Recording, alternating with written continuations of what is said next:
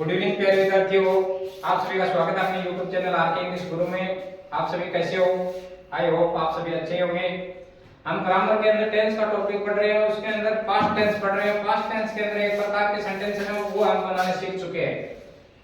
तो ये जो पास्ट पढ़ रहे हैं, पास्ट के अंदर आना अफर्मेटिव सेंटेंस, जो पॉजिटिव सेंटेंस है, सकारात्मक वाक्य जिसको साधारण वाक्य भी बोलते हैं, वो भी मैंने सीख चुके हैं। किसी विद्यार्थी ने अगर पीछे की क्लासें नहीं देखी है तो चैनल का लिंक डिस्क्रिप्शन में दिया, वहां जाके पीछे की क्लास है वो आप देख सकते हैं और समझ सकते हैं वहां से। आज की जो क्लास है वो होने वाली है नेगेटिव सेंटेंस की, नकारात्मक वाक्य वो कैसे बना सकते हैं हम टेंस के अंदर। तो उसका टेंस मतलब बनाने का जो तरीका है वो देखिए आप। जो सेंटेंस बनाएंगे वो कैसे बनाते हैं वो सीखना है हमें। तो सबसे पहले नेगेटिव सेंटेंस। नेगेटिव सेंटेंस का मतलब नकारात्मक वाक्य। नकारात्मक वाक्य है तो नोट का यूज किया जाता है। अब नोट है वो हमेशा आपको पहले पीछे क्लासरूम में भी बता चुका हूं, अभी भी बता देता हूं। जब नेगेटिव सेंटेंस होता है तो नोट है वो 3 नंबर पे, जैसे जो फॉर्मूला होता है उसके अंदर सब्जेक्ट, उसके बाद जो हेल्पिंग वर्ब साइकिल वो, और उसके बाद 3 नंबर के ऊपर हमेशा नेगेटिव सेंटेंस के अंदर नोट का प्रयोग करते हैं। तो सबसे पहले जो टेंस की पहचान है वो देखिए। टेंस की पहचान है वो एक ही रहती है, वो कभी भी चेंज नहीं होती है।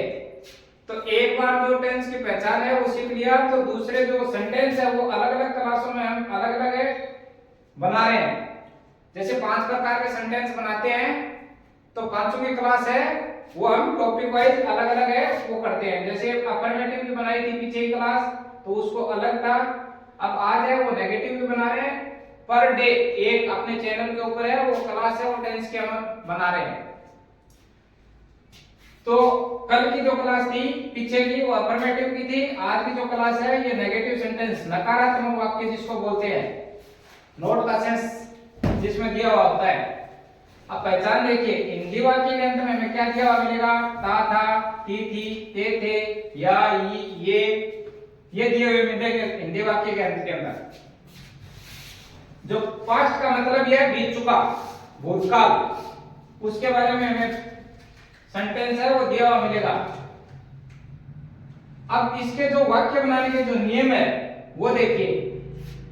एक वचन सिंगुलर नाउन या बहुवचन प्लूरल नाउन कर्ता के साथ साइकिल या जो हेल्पिंग वर्ब जिसको बोलते हैं उसके साथ किसका यूज करेंगे?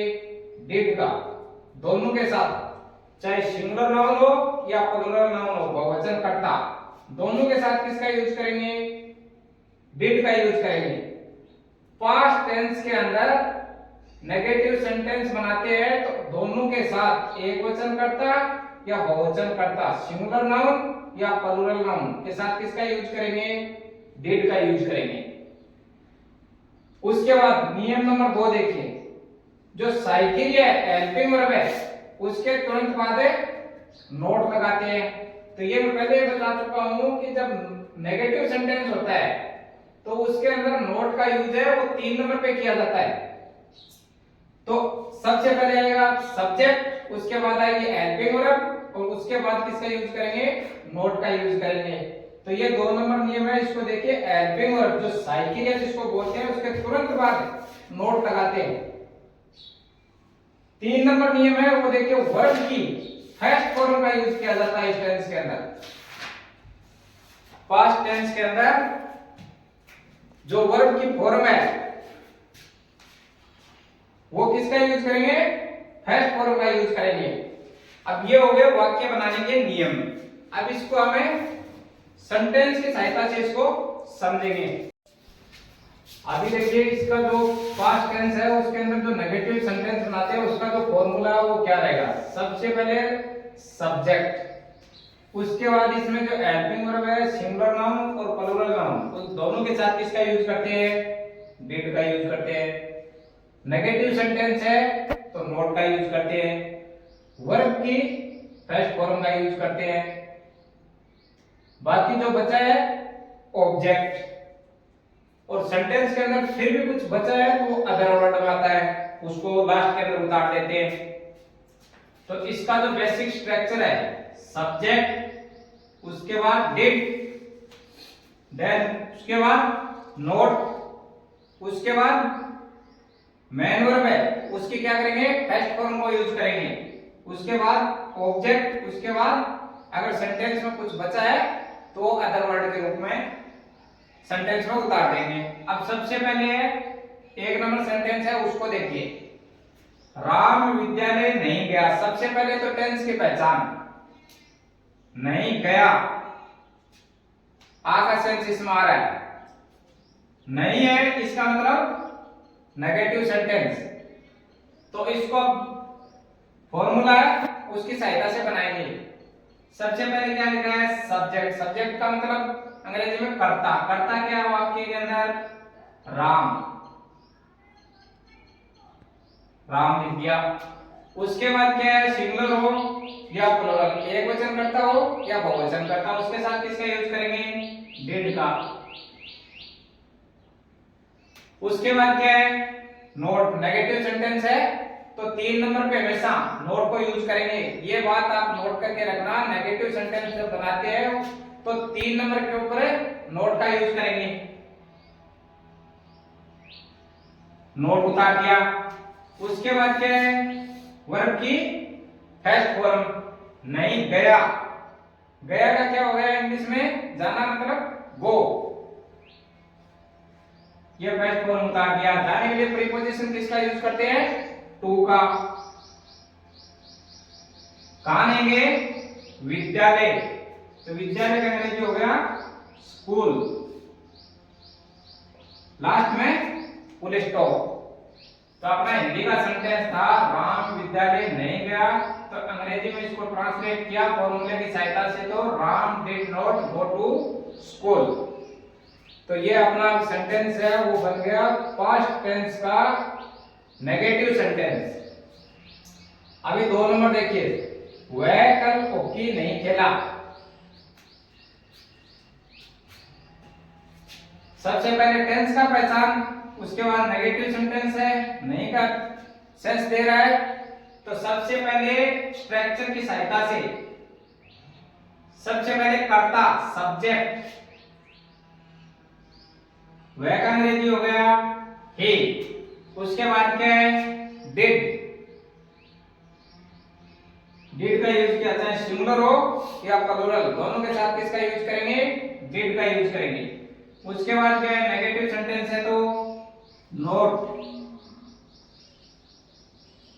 उसके बाद क्या है, वर्ब की फर्स्ट फॉर्म, तो वर्ब इसमें क्या है, खेला। खेलना का अंग्रेजी क्या हो गया, प्ले। उसके बाद क्या है, ऑब्जेक्ट, किसके ऊपर काम कर रहे हैं, हॉकी के ऊपर, तो हॉकी का अंग्रेजी होगा हॉकी। इंग्लिश में लिखेंगे इसको।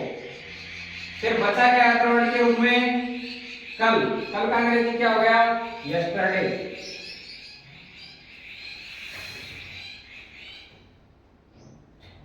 लास्ट में फुल स्टॉप। तो अपना हिंदी का सेंटेंस था वह कल हॉकी नहीं खेला, तो अंग्रेजी में इसको ट्रांसलेट करेंगे तो ये होगा he did not play hockey yesterday. अब उसके बाद जो 3 नंबर सेंटेंस है वो है मैंने उसे नहीं पीटा। सबसे पहले टेंस का पहचान, आ का सेंस आ रहा है, नहीं दिया हुआ है तो नेगेटिव सेंटेंस है। अब सबसे पहले फॉर्मूले की सहायता से इसको बनाएंगे, तो मैंने मतलब खुद हो गया, तो खुद का अंग्रेजी हो गया मतलब आई।